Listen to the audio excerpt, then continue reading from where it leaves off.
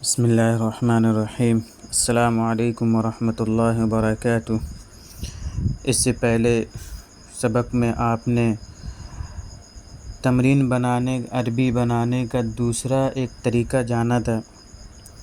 آج کے سبق میں ہم جانیں گے تثنیہ بحالت نسبی کا بیان، کہ حالت نسبی میں تثنیہ کس طریقے سے بنایا جاتا ہے۔ ہم یہ جانتے ہیں کہ حالت رفعی میں تثنیہ الف اور نون مکسور سے بنایا جاتا ہے، یعنی کسی بھی اسم کے آخر میں الف اور نون زیادہ کرنے سے تثنیہ بن جاتا ہے۔ آج کے سبق میں ہم تثنیہ بحالت نسبی جانیں گے کہ یہ کس طریقے سے بنایا جاتا ہے اور اس کا کیا قاعدہ ہے، یہ ہم سب آج کے سبق میں جانیں گے۔ تثنیہ حالت نسبی میں یعنی نسب کی حالت میں، یعنی جب تثنیہ میں زبر آئے گا تو اس کو کس طریقے سے لکھا جائے گا۔ کہتے ہیں کہ جب تثنیہ میں زبر کی حالت میں ہوں، ہم نے حالتیں 3 بتائی تھیں کہ ایک رفعی حالت ہوتی یعنی پیش والی حالت، اور ایک ہوتی ہے زبر والی حالت، اور ایک ہوتی ہے زیر والی حالت، یعنی حالت رفعی، حالت نصبی، حالت جری۔ تو حالت نسبی میں تثنیہ کس طریقے سے استعمال کریں گے؟ جیسا کہ آپ جانتے ہیں کہ حالت رفعی میں تثنیہ الف اور نون مکسور سے بنایا جاتا ہے، یعنی کسی بھی لفظ کے اسم کے آخر میں الف یا نون مکسور بڑھا دیں گے تو اس سے تثنیہ بن جائے گا۔ تو اور وہ جو تثنیہ حالت رفعی میں ہوتا ہے وہ فاعل کی حیثیت سے ایک ہوتا ہے، یعنی کام کرنے والے کے حیثیت سے ہوتا ہے، جیسے جاء الرجلان کہ 2 آدمی آئے، اور نسبی میں یہ ہوتا ہے کہ ان 2 آدمیوں پر کوئی کام کیا گیا ہو۔ تو اسی کے بارے میں ہم جانیں گے کہ کہتے ہیں کہ تثنیہ بحالت نسبی کا بیان، تثنیہ کے بیان میں کہا گیا تھا کہ تثنیہ بحالت نسب کا بیان جملے فعلیہ میں آئے گا۔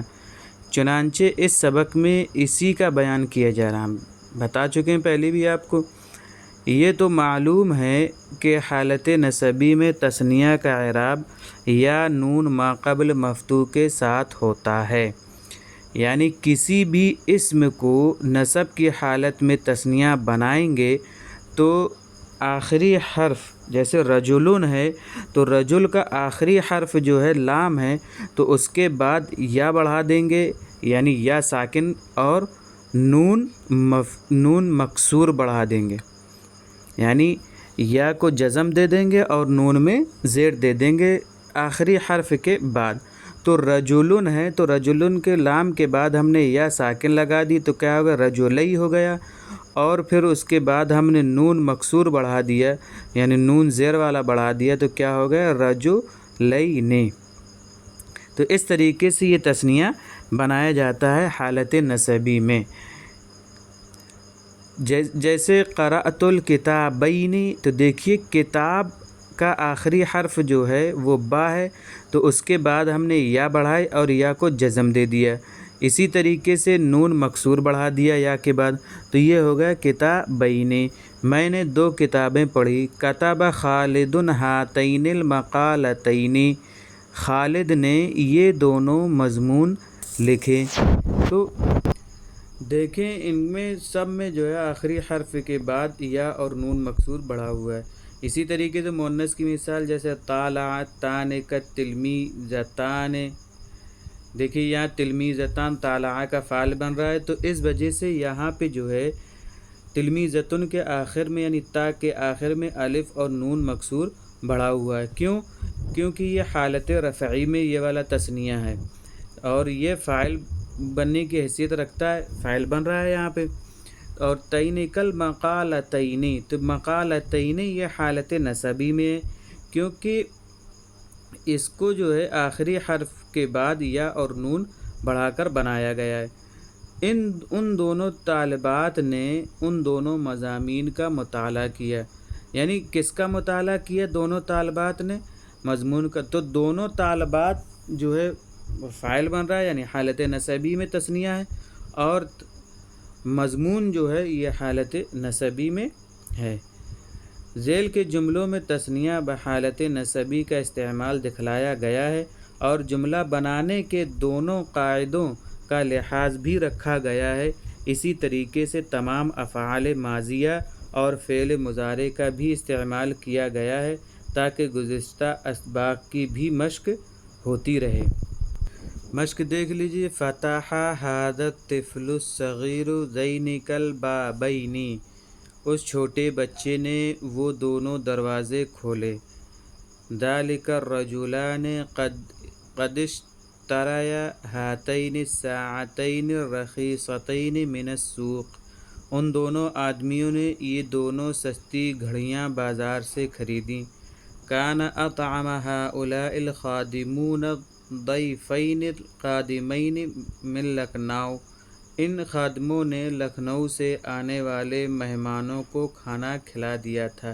تو ان مثالوں میں دیکھیے کہ کہیں تو حالت رفعی میں ہے، یعنی الف اور نون مکسور کے ساتھ ہے، تو کہیں تثنیہ جو ہے یا سے پہلے یعنی یا ساکن اور نون مکسور ہے۔ لیکن یہ یاد رکھیے کہ تثنیہ بناتے وقت ہم یا سے پہلے زیر دیں گے، زیر نہیں دیں گے، کیونکہ ہمیں ایک عام سا قاعدہ پتہ ہے کہ تثنیہ جو ہے کیا نام ہے کہ یا سے پہلے جو ہے زیر رہتا ہے۔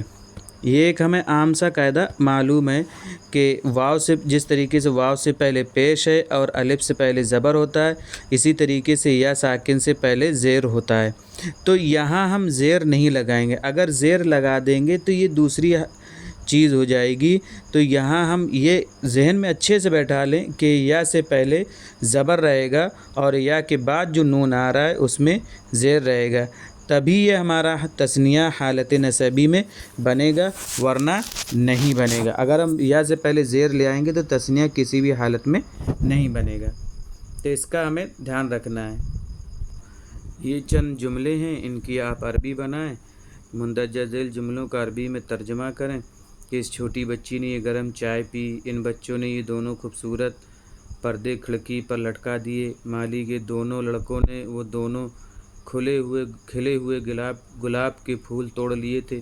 اس طریقے کے یہ جملے ہیں، آپ ان کو بنائیے اور ان جملوں میں جو معنی آئے ہیں انہیں ہم نے لکھ دیا ہے، دیکھ لیں۔ بنا یبنی بناء، تعمیر کرنا، بنانا۔ قصر جمع قصور، محل کوٹھی۔ شامخ جمع شوامخ، بلندی۔ نافذۃ جمع نوافذ، کھڑکی۔ مفتوح کھلی ہوئی۔ روبیۃ روپیہ۔ ساعۃ گھنٹہ۔ واحدۃ ایک۔ اور ذاکر یذاکر مذاکرۃ، در کے ساتھ آتا ہے مذاکرہ کرنا، مطالعہ کرنا۔ ساعۃ کے معنی گھڑی بھی آتی ہے۔ اشعل یشعل اشعالا، النار آگ جلانا، بھڑکانا۔ مجہول جمع مجہولون، نامعلوم افراد۔ مریض جمع مرضى، بیمار۔ مرض یمرض تمریضا، المریض کے ساتھ آتا ہے تیمارداری کرنا۔ شاب جمع شبان، نوجوان۔ ناضج پکا ہوا۔ ثمر جمع ثمار، پھل۔ اکل یاکل اکلا معنی کھانا۔ ہدم یہدم ہدما معنی گرانا، توڑنا۔ کرر یکرر تکریرا، دہرانا، اعادہ کرنا۔ الدرس المستفاد، پڑھا ہوا سبق۔ المبنی تعمیر شدہ۔ المبنی جمع مبانی، عمارت۔ تو یہ معنی ہیں ان جملوں کے، آپ ان سے دیکھ کر آپ اپنے جملے بنائیں، اور ہمارا ویڈیو اچھا لگا تو ہماری چینل کو سبسکرائب کریں اور بیل آئیکن پریس کریں۔